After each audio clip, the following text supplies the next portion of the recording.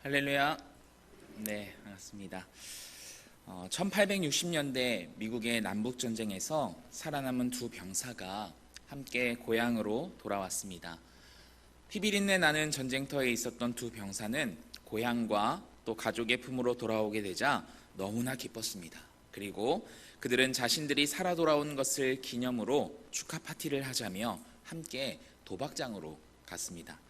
그런데 그들이 가기로 한 도박장 바로 옆에 작은 교회가 하나 있었는데요.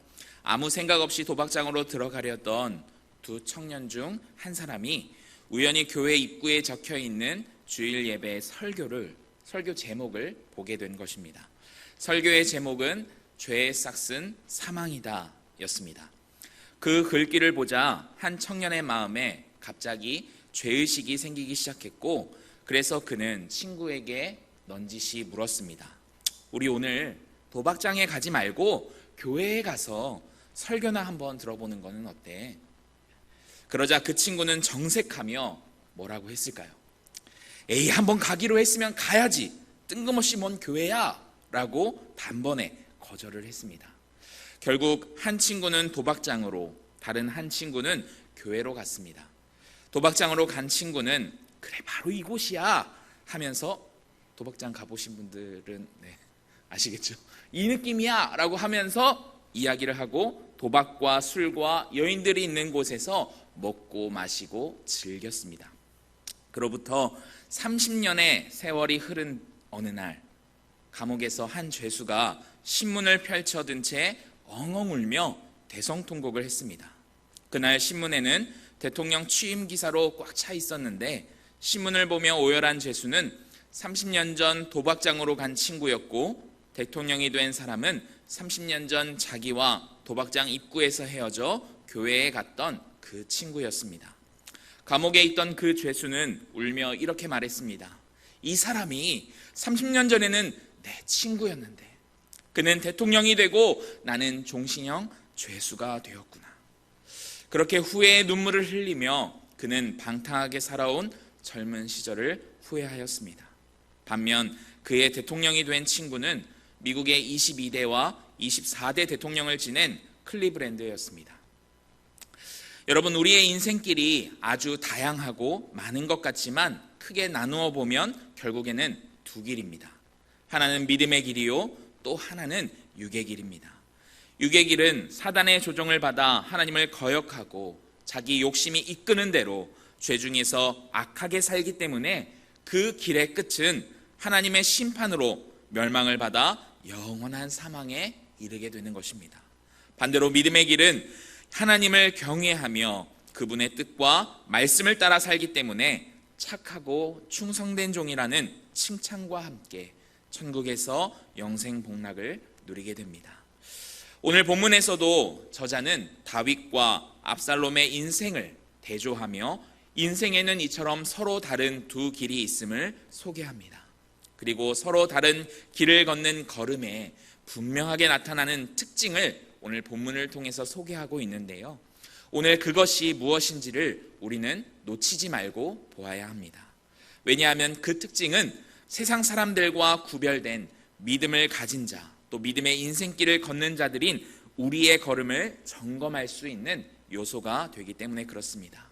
그러므로 오늘 말씀을 통해 살펴보게 될 믿음의 길을 걷는 자와 육의 길을 걷는 자가 갖는 특징이 무엇인지 한번 살펴보면서 그냥 이런 거구나 알고 넘기는 것이 아니라 우리가 그 뜻을 깊이 이해하여 실천하는 저와 여러분들이 되기를 소원합니다. 그래서 주님 오시는 그날까지 하나님의 함께 하심의 은혜 속에 흔들림 없이 믿음의 인생길을 걸어가는 저와 여러분들이 되기를 주님의 이름으로 축원드립니다. 제가 지난 시간 사무엘하 12장을 다루면서 언급하지 않고 넘어온 것이 있습니다. 바로 다윗의 죄로 말미암아 다윗에게 임한 징계인데요. 우리 오늘 본문 말씀에서 앞으로 몇 장 넘겨서 지난 본문인 사무엘하 12장 10절부터 11절의 말씀을 한번 찾아서 읽어보도록 하겠습니다.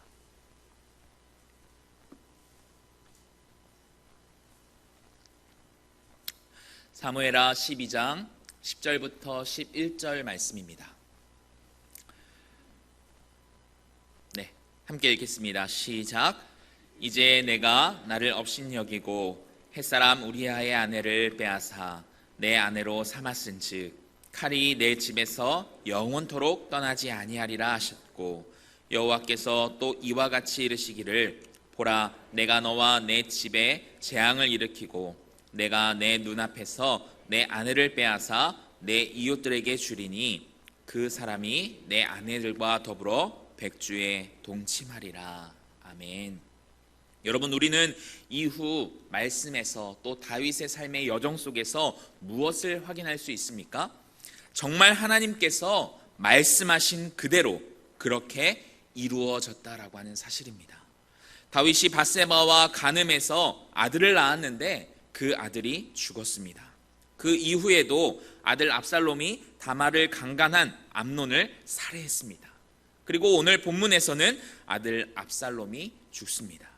가문의 칼이 떠나질 않는 것을 볼 수가 있습니다. 다음은 아내를 빼앗기게 될 것이고 그들이 백주에 다윗의 아내들과 동침하게 될 것이라는 것인데, 이 말씀도 그대로 이루어졌습니다. 그런데 이게 어떻게 이루어졌습니까? 그 이웃이 누구였습니까? 바로 아들 압살롬이었습니다. 오늘 본문의 배경이 되기도 하는데, 지금 압살롬은 반란을 일으켜 왕궁을 접수한 상태입니다. 다윗은 간신히 몸만 빠져나온 것이죠. 그때 왕궁에 텐트를 치고 내가 이스라엘 왕으로서의 정통성을 가지고 있다라는 것을 백성들에게 보여주기 위해 압살롬은 백주에 다윗의 후궁들과 동침을 합니다. 어쨌든 분명한 것은 하나님께서 다윗에게 내가 우리아를 죽였기 때문에 내 집에서 칼이 떠나지 않을 것이다 라고 말씀하셨고, 내가 우리아의 아내 밧세바를 빼앗았기 때문에 내 아내도 빼앗길 것이다 라고도 말씀하셨는데, 정말 말씀하신 대로 그대로 이루어졌다라고 하는 사실입니다. 분명 우리는 다윗이 내가 여호와께 죄를 범하였노라 라고 고백하며 자신이 지은 죄를 회개할 때에 하나님께서 즉시 나단 선지자를 통하여 죄사함을 선포하신 것을 보았습니다. 그래서 다윗은 죽지 않게 되었던 것이죠. 그런데 다윗이 지은 죄의 징계는 하나님께서 다윗의 삶 속에서 그대로 이루어지게 하셨습니다. 대체 왜 하나님은 그 죄에 대하여 분명히 용서해 주셨음에도 불구하고 그 죄에 대한 징계를 하신 것일까요? 히브리서 12장 5절부터 13절 말씀에 다윗에게 징계를 내리신 하나님의 의도가 잘 기록되어 있는데, 우리 한번 말씀을 찾아서 읽어보도록 하겠습니다. 신약성경 367페이지에 있습니다. 히브리서 12장 5절부터 13절까지 말씀입니다.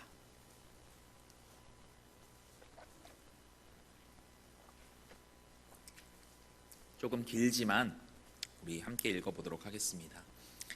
히브리서 12장 5절부터 13절까지 말씀입니다. 신약성경 367페이지에 있습니다.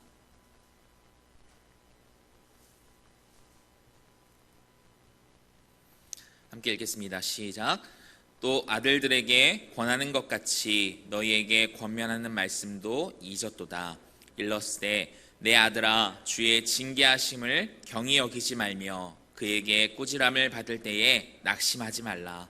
주께서 그 사랑하시는 자를 징계하시고 그가 받아들이시는 아들마다 채찍질 하심이라 하였으니 너희가 참음은 징계를 받기 위함이라. 하나님이 아들과 같이 너희를 대우하시나니 어찌 아버지가 징계하지 않는 아들이 있으리요. 징계는 다 받는 것이거늘 너희에게 없으면 사생자요 친아들이 아니니라. 또 우리 육신의 아버지가 우리를 징계하여도 공경하였거든 하물며 모든 영의 아버지께 더욱 복종하며 살려하지 않겠느냐. 그들은 잠시 자기의 뜻대로 우리를 징계하였거니와 오직 하나님은 우리의 유익을 위하여 그의 거룩하심에 참여하게 하시느니라. 무릇 징계가 당시에는 즐거워 보이지 않고 슬퍼 보이나 후에 그로 말미암아 연단받은 자들은 의와 평강의 열매를 맺느니라. 그러므로 피곤한 손과 연약한 무릎을 일으켜 세우고 너희 발을 위하여 곧은 길을 만들어 저는 다리로 하여금 어그러지지 않고 고침을 받게 하라. 아멘. 사랑하는 성도 여러분, 성경은 하나님께서 징계하시는 이유를 하나님이 우리를 버렸기 때문이 아니라 우리가 하나님의 자녀이기 때문이라고 이야기합니다.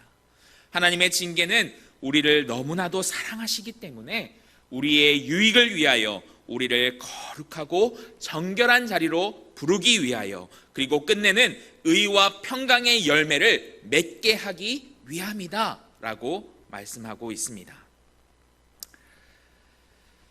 그리고 이러한 하나님의 의도가 오늘 본문에 등장하는 다윗의 삶에 잘 나타나고 있는데요, 우리 오늘 본문, 다시 오늘 본문으로 넘어와서 1절과 2절 말씀을 우리 함께 읽어보도록 하겠습니다. 1절과 2절 말씀입니다. 함께 읽겠습니다. 시작.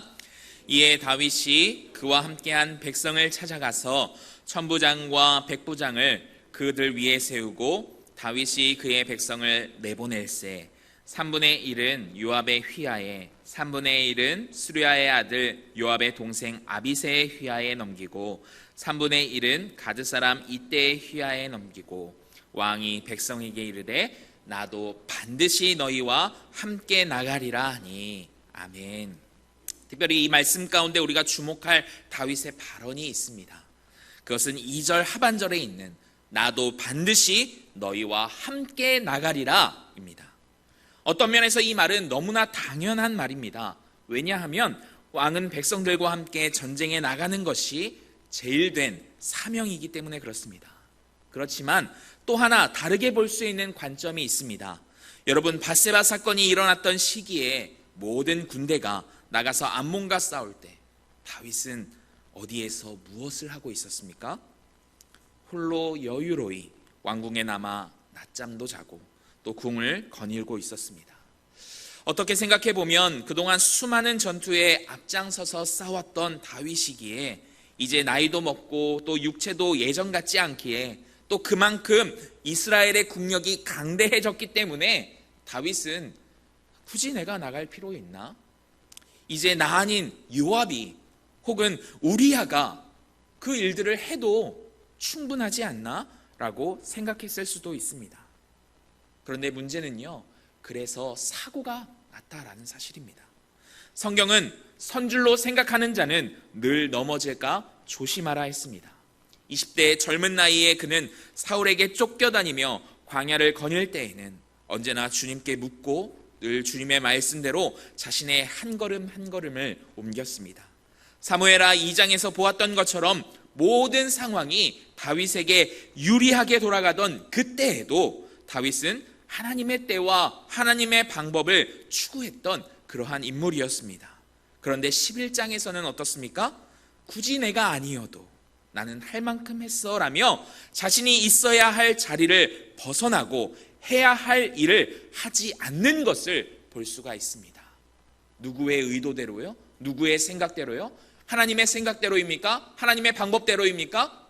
아니요. 자신의 생각대로, 자신의 판단대로, 자신에게 있는 그 주어진 상황에 따라 그 일들을 선택하고 그렇게 행동하는 것을 볼 수가 있습니다. 다윗은 하나님으로부터 이스라엘의 왕으로 부름을 받고 사명을 받은 자입니다. 그런데 다윗은 자신이 있어야 될 곳에 있지 않았습니다. 해야 할 일을 하지 않았습니다. 그리고 그것이 다윗으로 하여금 죄악을 범하게 하였습니다. 여러분, 이것이 반대로 반증하고 있는 것은 무엇일까요? 부르심을 받은 자리에서 부르심을 받은 일에 충성하는 것은 부르심을 받은 자의 마땅한 삶의 자세인 것과 동시에 죄를 이기는 중요한 능력이 된다라고 하는 사실입니다. 그런 점에서 내가 반드시 너희와 함께 나아가리라, 이 고백 안에는 다윗이 왕으로서 당연히 전쟁에 나가야 한다라는 그러한 고백도 있지만 밧세바 사건에 대한 깊은 후회와 돌이킴에 따른 한 걸음 더 믿음의 성장을 이루고 다시 부르심의 자리에 서서 충성을 다하는, 하나님의 거룩함에 참여하고자 하는 다윗의 신앙적인 고백이 포함되어 있다라고 하는 것을 우리는 알 수 있습니다. 그리고 이것이 압살롬과 다윗이 서로 다른 인생길을 걷게 되는 결정적인 차이이기도 합니다.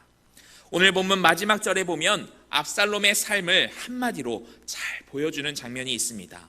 우리 오늘 본문 18절의 말씀을 함께 읽어보도록 하겠습니다. 시작. 압살롬이 살았을 때에 자기를 위하여 한 비석을 마련하여 세웠으니 이는 그가 자기 이름을 전할 아들이 내게 없다고 말하였음이더라. 그러므로 자기 이름을 기념하여 그 비석에 이름을 붙였으며 그 비석이 왕의 골짜기에 있고 이제까지 그것을 압살롬의 기념비라 일컫더라. 아멘. 여러분, 사무엘하 14장 27절에 보면 압살롬에게는 3명의 아들이 있었습니다. 그런데 거기서 딸의 이름은 다말이라고 소개되어졌는데 아들들의 이름은 소개되어지지 않았습니다. 게다가 오늘 본문에서도 아들이 없다라고 말하고 있습니다. 이 구절을 통해 학자들은요, 압살롬의 세 아들이 압살롬보다 먼저 죽었다라고 해석을 했습니다. 그런데 오늘 본문에 보면 아들이 없다라는 그 사실 앞에 한 가지 덧붙여 나오는 말이 있죠. 바로 자기 이름을 전할이라는 말입니다. 이 말은 압살롬 자신의 이름을 자신이 죽은 뒤에도 대대로 전할 아들이 없다라는 말입니다. 그래서 자신의 이름을 알리기 위해 스스로 비석을 세웠다라는 것인데 이것이 뜻하는 바가 무엇이겠습니까? 그만큼 압살롬은 자기 이름을 떨치고 싶어 했던 명예욕이 강한 사람이었다라는 것을 알 수 있습니다. 그래서 그는 자신이 하고 싶은 일, 스스로 생각하기에 더욱 나에게 유익이 될 만한 일을 늘 찾았고 그것을 이루고자 하는 삶을 살았다. 그러한 삶의 자세를 가지고 있었다라고 하는 것을 알 수가 있습니다. 그런데 그게 어떤 일입니까? 율법이 금지하고 있는 아버지를 거역하는 죄를 범하는 것이었고 아버지의 아내를 범하는 죄를 짓는 것이었습니다. 자신의 삶의 방향성을 하나님의 말씀에 따라 하나님의 때에 따라 하나님의 방법으로 삶을 살아가는 것이 아니라 자기의 유익을 위해서 자신의 생각대로 자신의 판단대로 자신에게 주어진 그 상황에 맞춰서 삶을 살아가는 그러한 방향성을 보여주고 있다라는 것입니다. 즉 하나님께서 그에게 있으라 하신 그 자리에서 벗어난 그 행위를 그가 가지고 있었다라는 것이죠. 그리고 성경은 그것이 하나님을 거스르는 행위이며 하나님께 반역을 행하는 죄임을 말하고 있습니다. 여러분, 이스라엘의 왕은 누가 세웁니까? 하나님께서 세우시는 것이죠. 그 자리는 능력이 있다고 가문이 좋다고 사람들이 많은 지지를 행한다라고 해서 설 수 있는 그런 자리가 아닙니다.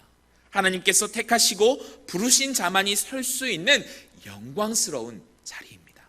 그런데 압살롬은 자기가 대세가 되었다는 이유로 자신의 능력이 남들에게 인정을 받을 정도로 높다는 이유로 스스로 왕이 되려고 합니다. 즉 압살롬은 있어야 할 자리를 벗어나 하지 말아야 할 일을 한 것입니다. 그리고 그러한 압살롬의 행동은 하나님을 거스르고 하나님을 대적하는 일이었고 결국 하나님의 심판을 받아 멸망에 이르게 됩니다. 우리 오늘 본문 9절부터 10절까지의 말씀을 함께 읽어보도록 하겠습니다. 시작.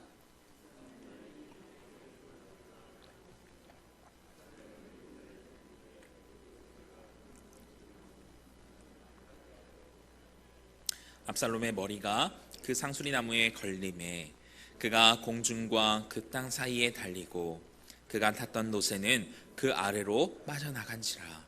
한 사람이 보고 요압에게 알려 이르되 내가 보니 압살롬이 상수리 나무에 달렸더이다 하니. 아멘. 여기 보면 노새가 큰 상수리 나무 아래로 지나갈 때에 압살롬의 머리가 그 상수리 나무에 달렸다라고 되어 있습니다. 여러분, 노새는요 왕들이 타던 짐승입니다.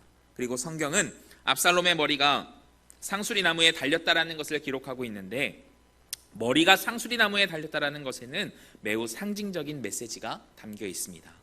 그것을 살펴보기 위해 몇 가지 살펴볼 말씀이 있는데 먼저 사무엘하 14장 25절부터 26절 말씀인데 제가 읽어드리겠습니다.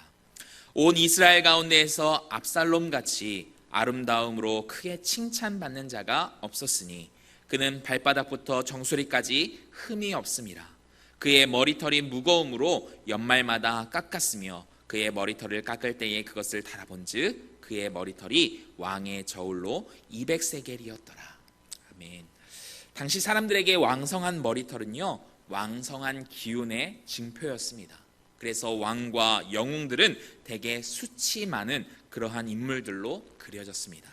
그런 점에서 압살롬의 머리는 이스라엘 사람들이 모두 흠모할 만한 능력을 상징하는 것이었습니다.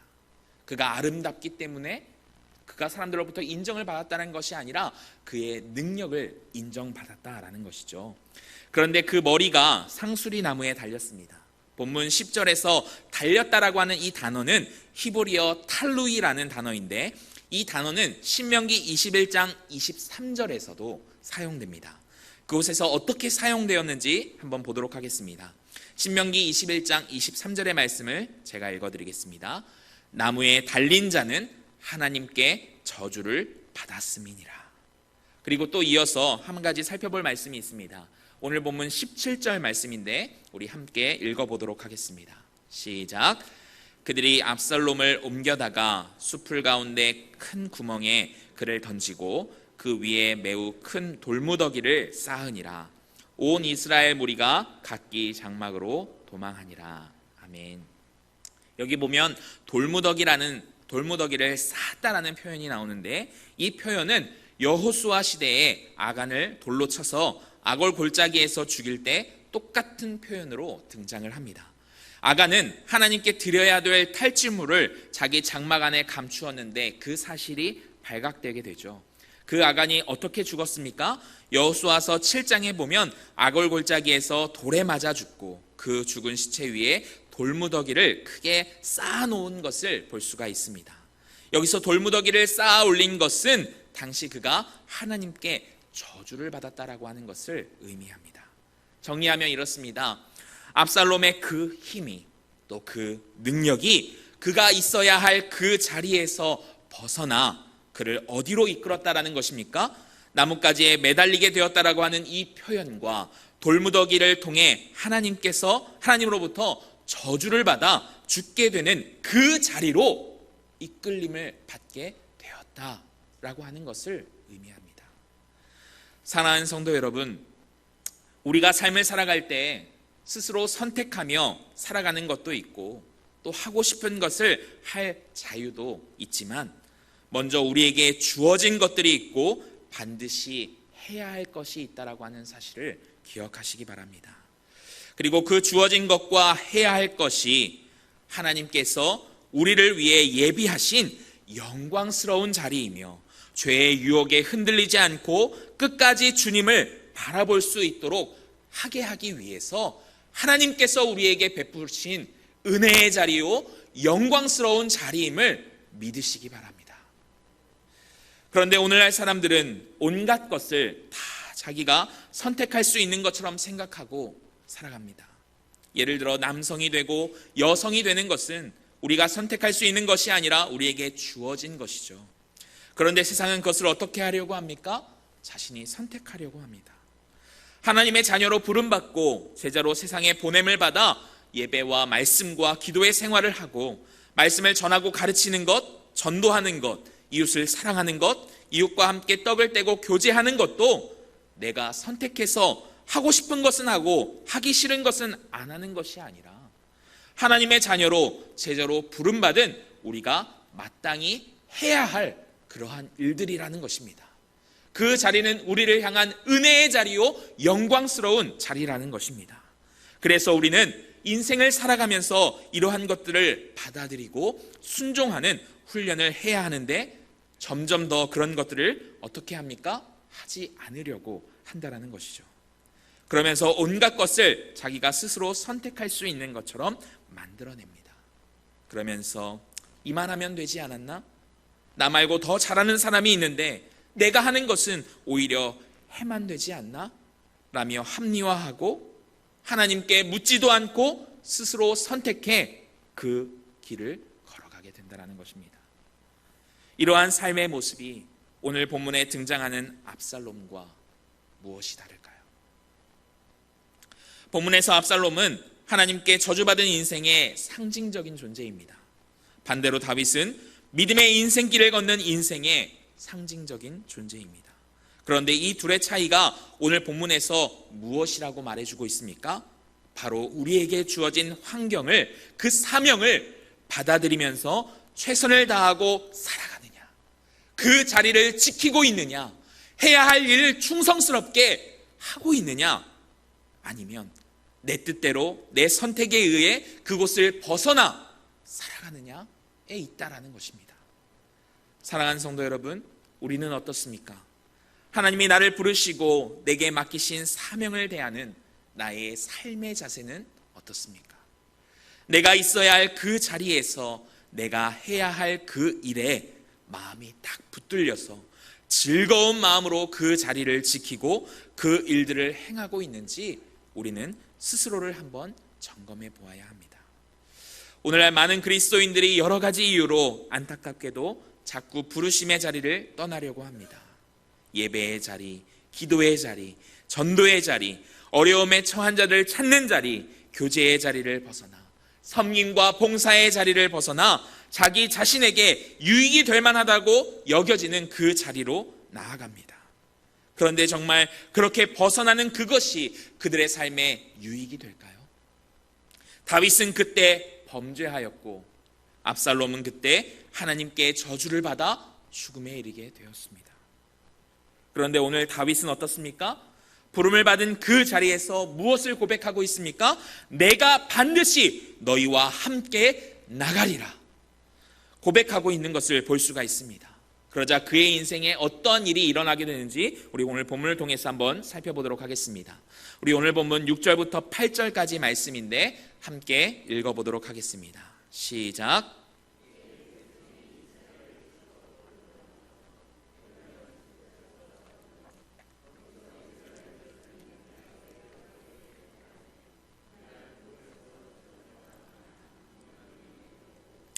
그 땅에서 사면으로 퍼져 싸웠으므로 그날의 수풀에서 죽은 자가 칼에 죽은 자보다 많았더라. 아멘. 지금 이 전쟁에서 대세는 사실 압살롬이 이끄는 반란군입니다. 여러분, 군인의 숫자가 어디가 더 많을까요? 당연히 압살롬이 더 많습니다. 그런데 전쟁은 누가 이깁니까? 다윗이 이깁니다. 어떻게 이기게 되는가 본문을 보면 지금 싸움이 시작되는 장소는 에브라임 수풀이라고 되어 있습니다. 여기서 수풀은 커다란 나무뿐만 아니라 작은 관목들이나 풀과 같은 식물이 우거진 곳이고 떨어지면 크게 다칠 깊은 웅덩이들도 있는 그런 곳입니다. 뿐만 아니라 사람들을 위협하는 야생동물들이 있습니다. 어쨌든 그곳에서 싸움이 일어났는데 7절에 보면 이스라엘 백성이 다윗의 부하들에게 패하고 그곳에서 2만 명이라는 어마어마한 숫자가 죽게 되었다라고 하는 것을 이야기합니다. 2만 명은 누구의 병력이었을까요? 패배한 압살롬의 반란군이었을 것입니다. 그리고 이어서 성경은 8절에 보면 칼에 의해 죽은 자보다 수풀에서 죽은 자가 많았더라 라고 기록하고 있습니다. 여러분, 이것이 무엇을 의미하는 것일까요? 수풀에서 죽은이라고 하는 이 말을 원문으로 직역하면 수풀이 진멸하게 하였다. 수풀이 이스라엘의 그 반란군 2만 명을, 물론 칼로 다윗을 통해서 죽인 자들도 있지만 대부분을 죽였다, 진멸하게 했다라고 하는 것을 이야기하고 있는 것입니다. 이러한 사실을 통해 저자는 하나님께서 자연을 통해 이스라엘 반란군을 치셨다라고 하는 그 사실을 강조하고 있는 것입니다. 본문에서 숲이 무슨 작용을 했는지, 그곳에서 어떤 일이 일어났는지 정확하게는 알 수 없지만 분명한 것은 하나님께서 전쟁의 승패에 결정적인 역할을 하셨다라는 것입니다. 즉 다윗의 군대는 압살롬의 군대에 비해 수적인 열세를 안고 있었지만 하나님의 도우심을 통해 전쟁에서 승리할 수 있었고 뿐만 아니라 다시 왕권을 회복할 수 있었다라는 것을 이 본문을 통해서 우리는 확인할 수 있습니다. 사랑하는 성도 여러분, 우리가 인생을 살면서 겪게 되는 것 중에 하나가 이건 다 된 것 같은데 이제 내 눈앞에 있어서 손에 잡기만 하면, 손에 쥐기만 하면 될 것 같은데 잡히지 않는, 되지 않는 것을 경험하는 것과 이제 끝났다, 더 이상 잡을 수 없다 생각하고 낙심하고 포기했는데 다시 그것이 되어지는 상황으로, 그것이 내 손에 쥐어지게 되는 그러한 상황들을 겪게 되는 일들입니다. 이러한 것들을 통해 알 수 있는 것은 인생이 내 손에 달린 것 같고 내가 어떻게 하냐에 따라, 내가 어떤 위치에 서 있느냐에 따라 달라질 수 있는 것처럼 보여지지만 사실은 그렇지 않다라는 것이죠. 그래서 우리는 살면 살아갈수록 인생이 정말 하나님 손에 달려 있음을 고백할 수밖에 없게 됩니다.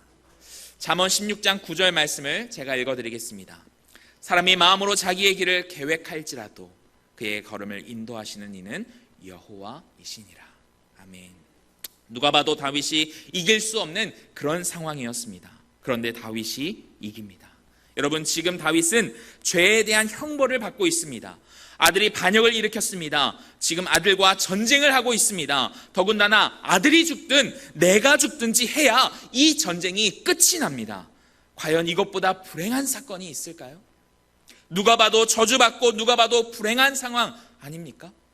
그런데 다윗의 인생이 어디로 향하고 있습니까? 그의 능력에 의해서가 아니라 하나님의 함께하심의 은혜 속에 회복과 승리를 향해서 걸어가고 있는 것을 오늘 성경은 보여주고 있습니다. 여러분, 이것이 믿음의 인생길을 걷는 자의 그림입니다. 그러기에 더욱 우리는 하나님이 부르신 그 자리를 지켜내고 하나님이 하라 하신 그 일을 하는 것이 얼마나 복되고 중요한 것인지를 기억해야 됩니다. 왜냐하면 믿음의 인생길을 걸어가는 자와 또 믿음의 인생길을 걸어가지 못하는 자의 그 차이가 무엇에 있기 때문에 그렇습니까? 하나님으로부터 주어진 것에 그 자리를 지키고 그 일을 마땅히 감당하는 그러한 모습 속에 있기 때문에 그렇습니다. 사랑하는 성도 여러분, 오늘 본문은 우리에게 서로 다른 두 인생길이 있고 그 길을 걷는 자들이 갖는 특징을 말해주고 있습니다. 그 특징이 무엇입니까? 우리에게 주어진 것이 있는데 그것들을 받아들이고 순종하여 있어야 될 자리를 지키고 있느냐, 그 자리에서 벗어나느냐입니다. 해야 될 일을 충성스럽게 하느냐, 하지 않느냐입니다. 그럼 한 가지 묻겠습니다. 우리는 믿음의 인생길을 걷는 자들입니까? 아니면 육의 인생길을 걷는 자들입니까? 이 질문에 두말할 것도 없이 우리는 믿음의 인생길을 걷는 자들입니다. 다윗이 11장에서 있어야 할 그 자리를 벗어났음에도 오늘 본문에서 있어야 할 자리를 지킴으로 다시 믿음의 인생길을 걸을 수 있었던 이유는 그가 바로 언약 안에 있던 자였기 때문입니다. 하나님의 사랑은 우리에게 때로 매를 들어 징계하십니다. 다윗을 징계하셨던 것처럼 말이죠. 그러나 징계하시는 가장 큰 이유는 앞서 살펴보았던 것처럼 버렸기 때문이 아니라 그가 아들이기 때문이라는 것입니다. 죄가 얼마나 악하고 괴로운 것인지를 깨닫게 하사 진정으로 주어진 자리에 지키고 서 있는 것이 복되다라고 하는 그 사실을 알고 그 자리에 서는 기쁨을 누리며 다시 믿음의 인생길을 걷게 하시기 위해서인 것입니다. 그리고 이것은 새 언약 아래에 있는 저와 여러분들을 향한 하나님의 뜻이기도 합니다. 그렇기 때문에 지금 이 말씀은요, 어떻게 보면 우리에게 믿음의 인생길을 걸어가게 하시고자 우리에게 주시는 은혜의 선물과도 같은 것입니다. 그렇기 때문에 우리는 이것을요, 그렇구나 라고만 그냥 이해하는 것에서 끝나는 것이 아니라 이것에 대한 깊은 이해가 있어야 하고 또 그 뜻을 실천하는 삶의 모습들이 있어야 한다는 것입니다. 그렇다면 하나님으로부터 주어진 우리의 자리는 어디입니까? 예배의 자리, 기도의 자리, 섬김의 자리, 전도의 자리, 이웃을 사랑하는 자리, 이웃과 함께 교제하는 자리, 도움이 필요한 손길을 찾아가는 자리입니다. 섬김과 봉사가 있는 그 자리입니다. 오늘 이 말씀을 생각하며 나는 내게 주어진 그 자리에 잘 서 있는가? 내게 맡겨진 사명을 받아들이고 순종하여 하나님 보시기에 충성스럽게 잘 감당하고 있는가? 내 시선이 지금 모든 만물의 주인이시며 주관자이신 하나님을 향하고 있는가? 아니면 압살롬처럼 내 능력에, 내 주변 상황에 머물러 있는가? 우리는 점검해 보아야 합니다. 여러분, 하나님은 아무 자격 없는 우리를 하나뿐인 독생자 예수 그리스도를 내어주시면서까지 구원해 주셨습니다. 우리를 사랑하시기 때문이시죠. 우리에게 있어야 할 자리를 주신 것도, 해야 할 일을 맡기신 것도 우리를 향한 하나님의 계획과 목적이 있지 않을까요? 여러분, 우리를 향한 하나님의 생각을 잘 아시죠? 예레미야 29장 11절에 보면 그것은 재앙이 아니라 평안이요 미래와 희망을 주기 위한 것이다 라고 했습니다. 그렇다면 우리에게 주시는 말씀도, 하나님으로부터 우리에게 주어진 그 모든 것들이 우리를 향한 하나님의 계획과 목적이 담긴 것들이 아닐까요? 그리고 또한 그것은 우리로 하여금 믿음의 인생길을 걸어가게 하게 하시고자 하신 것이 아닐까요? 오늘 말씀을 통해서 우리가 알 수 있는 것은 무엇입니까? 그 자리를 벗어날 때, 그때 죄의 유혹을 받게 되고 그로 인해서 멸망의 길을 걷게 된다는 사실입니다. 하나님은 다윗의 삶에 개입하셔서 그에게 재앙을 통해서 죄에 대한 그 두려움을 갖게 하셨습니다. 그리고 다시 무엇을 고백하게 하십니까? 주어진 그 자리에서 맡겨진 그 사명을 감당하게 하시는 것을 볼 수 있습니다. 내가 반드시 너희와 함께 나아가리라. 여러분, 이 고백은 오늘 저와 여러분의 고백이 되어야 할 줄 믿습니다. 하나님께서 우리를 붙들어 주시는 이유는 우리를 복되게 하시기 위해서입니다. 죄의 유혹을 이기고 우리의 시선을 내가 가진 것, 내 능력, 내게 주어진 상황에 두지 않고 오직 하나님께 두기 위한 것입니다. 그러므로 주어진 그 자리를 받아들이고 순종하며 그 자리를 지키고 해야 할 것을 충성스럽게 하는 그것이 복된 일임을 믿고 새롭게 주어진 한 주간의 삶 속에서도 있어야 할 그 자리를 잘 지키고 맡겨진 일들을 충성스럽게 잘 감당하는 저와 여러분들이 되기를 소원합니다. 그때 오늘 누가 봐도 질 수밖에 없는 그런 전쟁의 상황을 하나님께서 승리로 이끄셨던 것처럼 우리의 삶을 회복과 승리로 이끌어 주실 것입니다. 그것을 믿으며 흔들림 없이 믿음의 인생길을 걸어가는 저와 여러분들이 되시기를 주님의 이름으로 축원드립니다.